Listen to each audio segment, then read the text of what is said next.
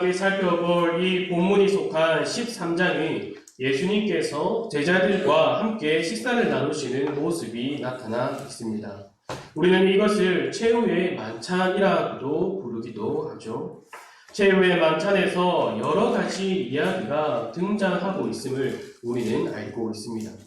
예수님께서 제자들의 발을 씻기시는 것과 또한 그것을 말리는 베드로의 모습이 나옵니다. 이것을 통하여서 예수님께서 자신이 그 발을 씻기지 않는다면 나와 상관없는 자이다라고 말씀하시자 베드로는 그렇다면 목욕까지 시켜달라는 베드로의 모습이 나옵니다.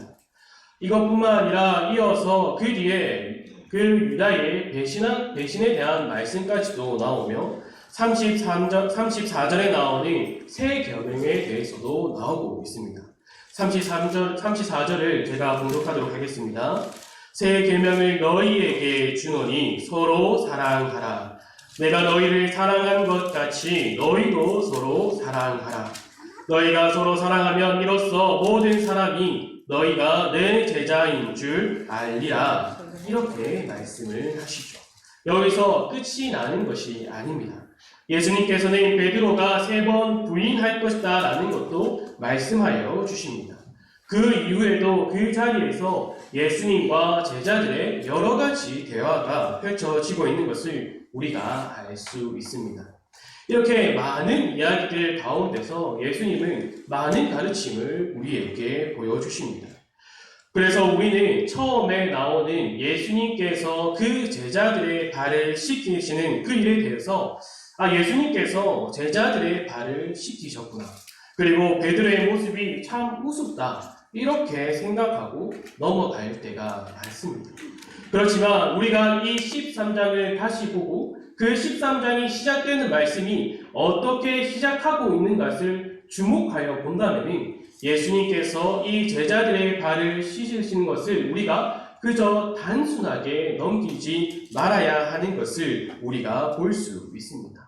우리 한번 13장 1절을 한번 다 같이 읽어보도록 하겠습니다. 시작. 유월절 전에 예수께서 자기가 세상을 떠나 아버지께로 돌아가실 때가 이른 줄 아시고 세상에 있는 자기 사람들을 사랑하시되 끝까지 사랑하시니라. 아멘. 예수님께서 이제 세상을 떠나 다시 하나님께 돌아가는 날이 가까이 온 줄 아셨다라고 말하고 있습니다. 그 사실을 아시고 지금 어떻다라고 말하고 있습니까? 세상에 있는 자기 사람들을 사랑하시되 끝까지 사랑하신다라고 말씀하십니다. 이 말을 통하여서 예수님께서 식사를 하시다가 갑자기 그 제자들의 발을 씻기신 그 이유는 바로 그 제자들을 사랑하시기 때문이다라는 것을 우리가 알 수 있습니다. 하지만 저는 이것을 읽고 그래도 약간의 의문이 들었습니다. 이제 예수님께서 그 십자가에서 하나님의 뜻을 이루어서 우리를 대신하여 죽으시고 우리를 용서해 주실 것이고 또한 이로 인하여서 그 제자들이 도망가고 베드로는 3번이나 그 예수님을 부인할 것인데 제자들을 끝까지 사랑하신다면 그 끝날까지도 사랑하신다라고 하면 제자들의 발을 씻기시는 것보다 더 놀라운 것을 보여주시고 알려주시면 그들이 예수님을 부인하거나 도망가지는 않았을까 이러한 생각을 했습니다. 그 변화산의 사건처럼 그 영광스러운 모습을 그 제자들에게 지금 이 식사를 나누면서 그 모습을 보여주셨다면 그 제자들은 더욱 믿음을 굳건하게 하거나 더욱 예수님을 따르고 그를 부인하지 않았다. 이러한 생각을 저는 했습니다. 하지만 예수님은 그러한 방법을 사용하지 않으시고 제가 생각하는 그러한 방법을 사용하신 것이 아니라 제자들의 발을 씻기시는 선택을 하셨습니다. 그리고 그들의 발을 씻으시고 다시 겉옷을 입고 자리에 앉아서 그 제자들에게 너희도 서로의 발을 씻어 주어라 라고 명령하십니다. 그렇게 하기 위하여 본을 보였다라고 15절에서 예수님께서 말씀하시죠. 더 놀라운 것은 예수님께서 제자들의 발을 씻으시고 제자들에게 서로의 발을 씻으라고 하신 그 말의 뜻을 20절에서 그것을 풀어서 말씀하여 주십니다. 우리 함께 20절 말씀을 한번 같이 읽도록 하겠습니다. 시작. 내가 진실로 진실로 너희에게 이르노니 내가 보낸 자를 영접하는 자는 나를 영접하는 것이요 나를 영접하는 자를 나를 보내신 이를 영접하는 것이니라. 아멘. 예수님께서 본을 보이신 대로 제자들이 다른 이들의 발을 씻기는 그것을 통하여서 예수님께서 보내신 그 제자들을 영접하는 자들이 예수님을 영접하는 것이고 또한 예수님을 영접한다라는 것은 그 예수님을 보내신 하나님을 영접하는 것이다 라고 말해주고 있습니다. 그저 단순하게 생각했던 발 씻음인데 이것이 확장되어서 예수님을 영접하는 것과 하나님을 영접하는 것까지 그 뜻이 확장되고 있습니다. 발 씻음의 의미는 단순히 그 발을 깨끗이 씻는 것이 아니라 예수님을 영접하는 것, 그리고 하나님을 영접하는 그 영적인 의미로 우리가 보아야 한다라는 것이요. 발을 씻은 자와 아직 발을 씻지 않은 자, 영접하는 자와 영접하지 못한 자, 그리고 신자와 불신자의 차이가 무엇입니까? 바로 영적인 것에서 차이가 납니다. 즉 우리가 성도로 택함과 부름을 받았다면 택함과 부름을 받지 못한 이들과 삶의 차이가 도덕이나 윤리적으로 착함에서 나는 것이 아니라 바로 영적인 삶에서의 차이가 나타나야 한다라는 것입니다. 예수님은 우리에게 그 영적인 삶을 살아가야 함을 우리에게 말씀하여 주십니다. 15절에 이렇게 말씀하시죠. 내가 너희에게 행한 것 같이 너희도 행하게 하려 하여 본을 보였노라. 아멘. 이어지는 베드로 전서 2장 21절에서는 이렇게 또 나오고 있습니다. 이를 위하여 너희가 부르심을 받았으니 그리스도도 너희를 위하여 고난을 받으사 너희에게 본을 비춰 그 자취를 따라오게 하려 하셨느니라. 아멘. 그리스도께서 우리에게 본을 보이셨고 우리가 그 예수님의 자취를 따라가는 것입니다. 그리고 우리가 그 자취를 따라갈 때에 우리도 그 자취를 남겨야 합니다. 무엇으로 그 자취를 남깁니까? 바로 그리스도의 향기로입니다. 고린도후서 2장 14절에서 16절 말씀을 우리 한번 다 같이 읽도록 하겠습니다. 시작. 항상 우리를 그리스도 안에서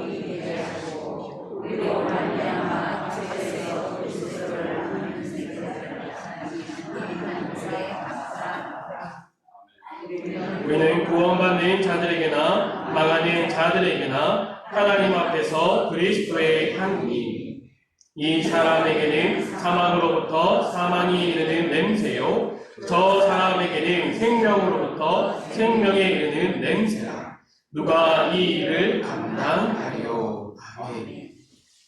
우리가 그리스도의 향기를 어디에서 내야 한다라고 말하고 있습니까? 구원받은 사람들에게만 그리스도의 향기를 내는 것이 아니라 바로 누구에게까지 그 향기를 내라라고 말하고 있습니까? 구원받지 못해서 망하는 자들에게도 그리스도의 향기를 내야 한다라고 말하고 있습니다. 이것을 14절에서는 우리로 말미암아 각 처에서라고 말하고 있습니다.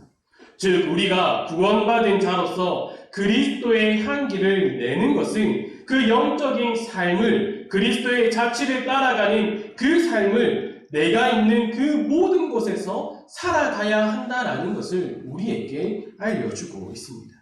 하지만 내가 있는 곳에서 그리스도의 향기를 내며 영적인 삶을 살아가는 것은 너무 힘든 것입니다.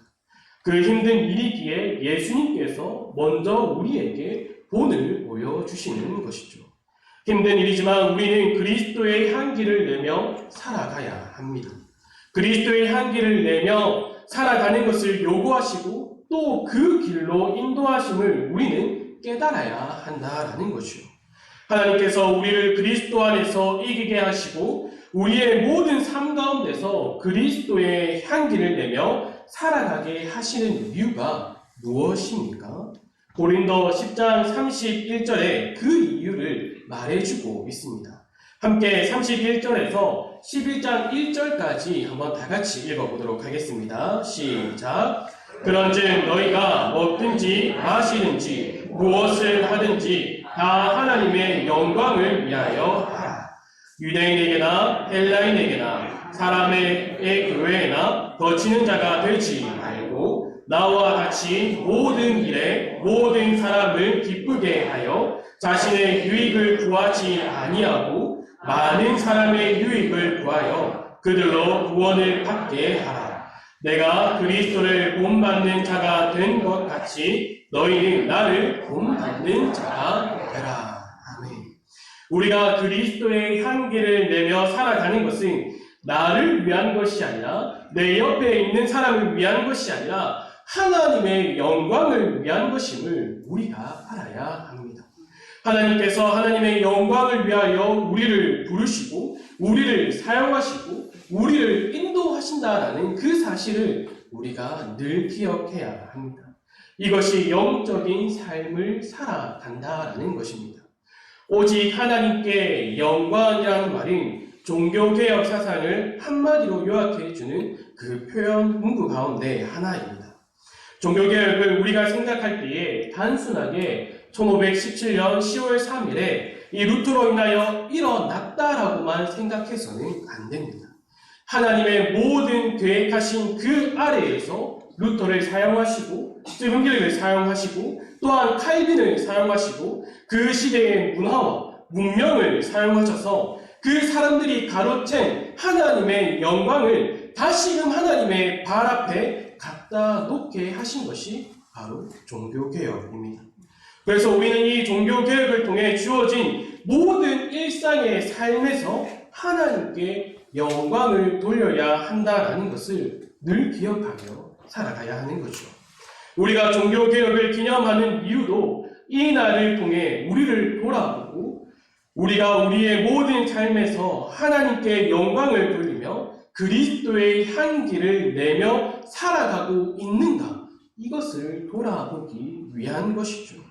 가톨릭 교회는 사람이 구원받기 위하여서 선행을 해야 한다라고 말을 했고 또한 그것을 믿고 있습니다.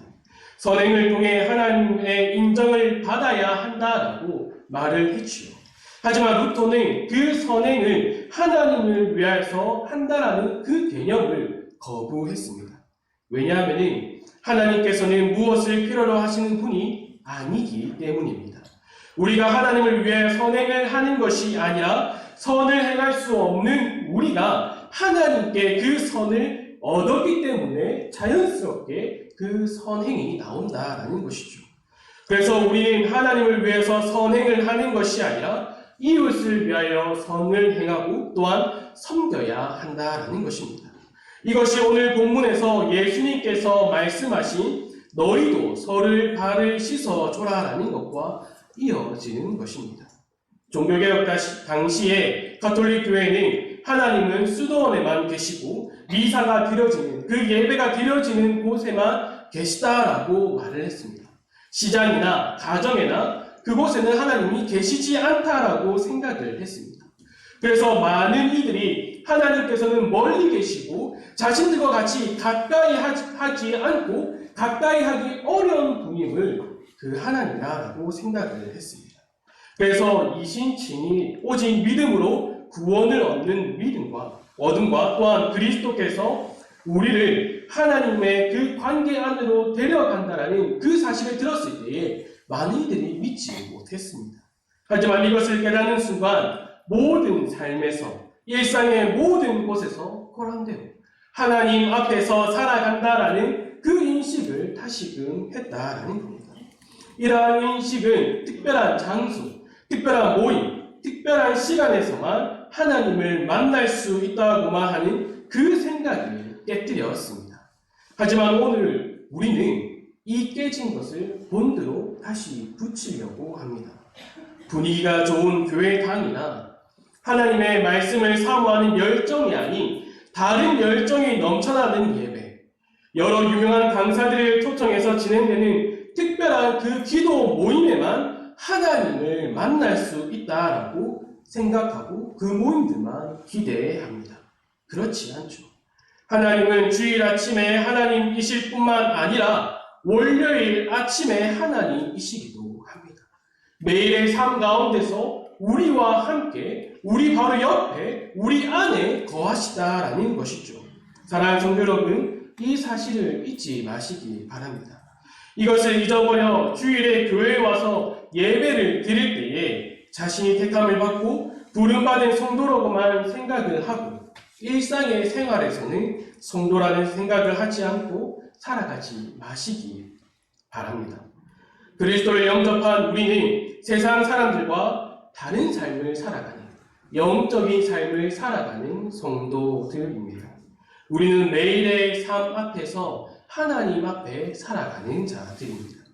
그래서 하나님께서는 우리들에게 매일매일 그리스도 안에서 승리의 삶, 오늘 보이신 그 그리스도의 자취를 따라가는 삶을 살도록 우리를 인도하십니다.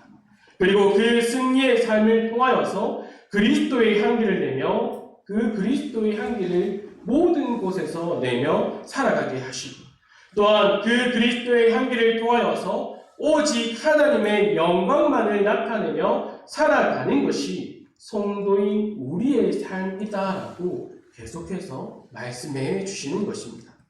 하나님의 영광을 드러내는 이 삶을 우리는 가볍게 생각해서는 안 됩니다. 예수님께서는 제자들의 발을 씻기며 거듭난 새 생명으로 영적인 삶을 살아가라고 말씀하십니다. 거듭난 영혼이 영적인 삶을 살아가는 것이 중요한 것이기에 예수님은 계속해서 그 제자들에게 그리고 우리에게 계속해서 말씀해 주십니다. 14장 21절에 이렇게 말씀하시죠. 나의 계명을 지키는 자라야 나를 사랑하는 자니 나를 사랑하는 자는 내 아버지께 사랑을 받을 것이요 나도 그를 사랑하여 그에게 나를 나타내리라. 아멘. 예수님께서 거듭난 자들에게 계명을 지키고 행하라고 하는 것은 그 계명을 지키고 행함을 통해 구원받는다라고 말씀하시는 것이 아닙니다. 구원받은 자들이기 때문에 이전과 다른 영적인 삶을 살아가야 한다라는 것을 말씀해 주십니다. 또한 거듭난 우리는 이 세상에 살아가지만 이 세상에 속한 것이 아니라 그리스도 안에서 그리스도께 속하여 그 영적인 삶을 살아가고 있다라는 것을 우리에게 말씀하여 주십니다. 예수님께서는 이것을 15장에서 자신을 참 포도나무다라고 말씀하시고 하나님을 농부라라고 하시고 우리를 그곳에 덧붙임된 가지라라고 말씀하여 주시는 거죠. 하나님께서 우리를 그리스도께 붙이시고 우리가 그리스도의 것이 되었다라는 것입니다. 이것은 우리가 이제는 그리스도를 떠나서는 아무것도 할 수 없다라는 사실을 말씀해 주십니다. 주 안에 사랑하는 성도 여러분, 하나님께서 택하시고 부르신 우리는 영적인 삶을 살아가야 합니다. 우리가 이것을 통하여서 영적인 삶이 우리가 살아가는 그 일상의 옵션으로 추가된 것이 아닙니다.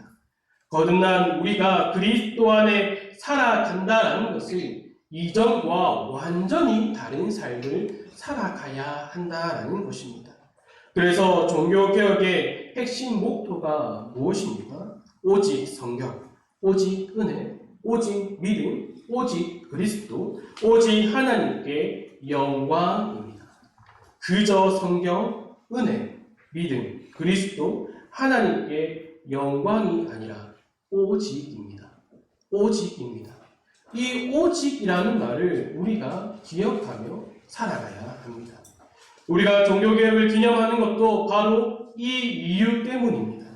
500년 전에 있었던 이 종교개혁을 한 날을 정하여서 다시금 살펴보는 것은 우리가 오직 성경, 오직 은혜, 오직 믿음, 오직 그리스도, 오직 하나님께 영광을 외치며 택함과 부름을 받은 성도로, 거듭난 자로 이전과 다르게 영적인 삶을 살아가고 있는가? 이것을 돌아봐야 한다라는 거죠. 영적인 삶을 살아가라고 하는 것이 세상과 담을 쌓고 세상과 완전히 멀리하고 살아가는 말이 아닙니다. 이 땅에서 우리에게 주신 것을 누리며 이 땅에서 하나님과 동행하며 하나님께 영광을 돌리는 영적인 삶을 살아가야 한다라는 것이요. 두 마음을 품는 것과 이 세상에서 하나님과 동행하며 하나님께서 주시는 그 은혜와 감격과 기쁨을 누리는 것을 구별해서 생각하시기 바랍니다. 우리는 이것을 잘 분별해야 합니다. 그래서 예수님께서 제자들의 발을 씻어 주시고 또한 깨끗해 하시고 거듭났으니 영적인 삶을 살아가라고 명령하신 것이 거듭난 우리에게 오늘 우리가 함께 모여서 함께 하나님을 찬양하고 하나님의 말씀을 나누고 우리가 그리스도를 알아가고 더불어 함께 성령의 교제를 풍성히 누려가는 우리가 바로 영적인 삶을 살아간다라는 것을 우리는 잊어서는 안 됩니다. 우리가 이것을 깨달아야 하는 것이죠. 이것을 깨달아서 오직 하나님의 영광만을 위하여 살아가는 우리 축복로교회 성도들이 되기를 간절히 소망합니다. 아버지 하나님 감사합니다. 우리가 언제나 택함과 부름을 받은 하나님의 자녀, 거룩한 백성임을 알게 하시고 우리가 선행이 아닌 나의 거룩함이 아닌 그리스도를 통한 믿음으로 구원받았다는 사실을 늘 기억하여서 천국의 소망을 바라며 이 땅을 살아갈 때에 하나님과 늘 동행하며 오직 하나님께만 영광을 돌리는 삶, 이전과 다른 영적인 삶을 살아갈 수 있도록 우리에게 풍성한 은혜를 부어주시기 간절히 원하며 이 모든 것 예수님의 이름으로 기도드립니다. 아멘.